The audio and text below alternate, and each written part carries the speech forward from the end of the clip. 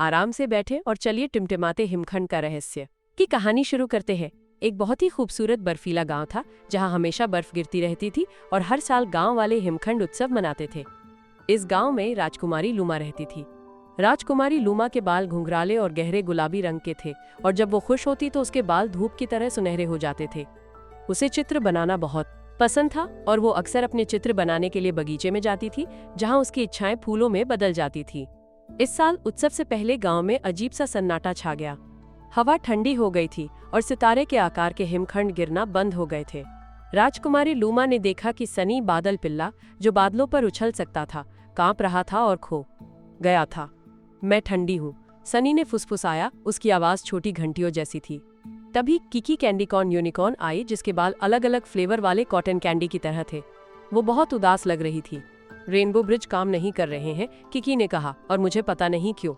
Kiki अपने पीछे sprinkles का एक निशान छोड़ रही थी जो उसका एक दुखद संकेत था।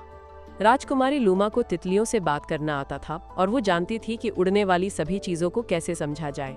उसने सनी और किकी की बात सुनी और उसके दिल में एक विचार आया। उसने तय किया कि वो उनकी मदद करेगी। उसकी सुनहरी टियारा चमकने लगी।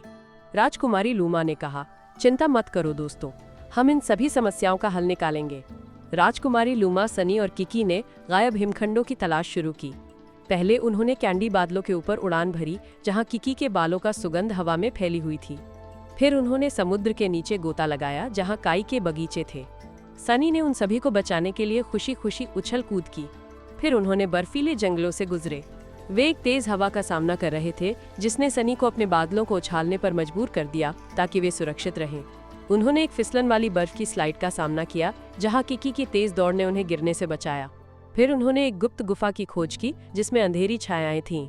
राजकुमारी लूमा की टियारा ने गुफा में प्रकाश डाला जिससे वे अपना रास्ता देख सके। अंत में वे हिमखंड के टुकड़े बनाने वाले कुछ गुस्से वाले हिमखंडों के पास पहुंचे। हिमखंडों को कोई पसंद नहीं करता था। आप यहाँ क्या कर रहे हैं? उनमें से एक चिल्लाया, हमारा काम कितना महत्वपूर्ण है। राजकुमारी लूमा ने मुस्कुराते हुए कहा, अरे ऐसा क्यों है? हम जानते हैं कि आप बहुत मेहनत करते हैं और हम आपकी सराहना करते हैं।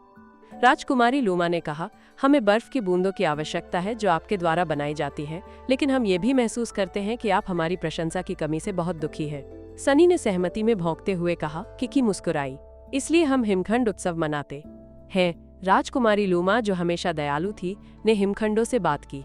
उसने उनसे पूछा कि क्या हुआ है। हिमखंड ने कहा कि कोई भी उनकी मेहनत के बारे में नहीं सोचता और कोई भी उन्हें धन्यवाद नहीं देता। राजकुमारी लूमा ने कहा, हमें ये महसूस हो रहा है, चलो हम सब हिमखंडों का उत्सव मनाते हैं। सनी और किकी सहमत हो गए। सनी ने सूरज को चमकने दिया और आकाश साफ हो गया। इंद्रधनुष दिखाई दिए और हिमखंड को खुशी हुई। फिर बर्फीले टुकड़े बनाना शुरू कर दिया। राजकुमारी लूमा, किकी और सनी ने उनकी मदद की और उन्होंने सभी हिमखंडों को वापस वहीं रख दिया जहां उन्हें होना चाहिए था। सभी हिमखंड गांव में सितारे के आकार के हिमखंडों के रूप में लौट आए।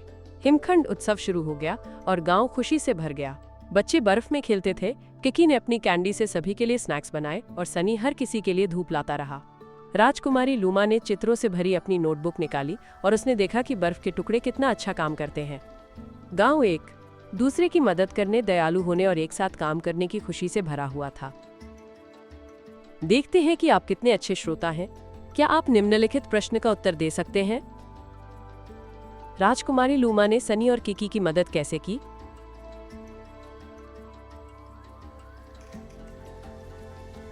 देखते हैं कि आपने कैसा किया।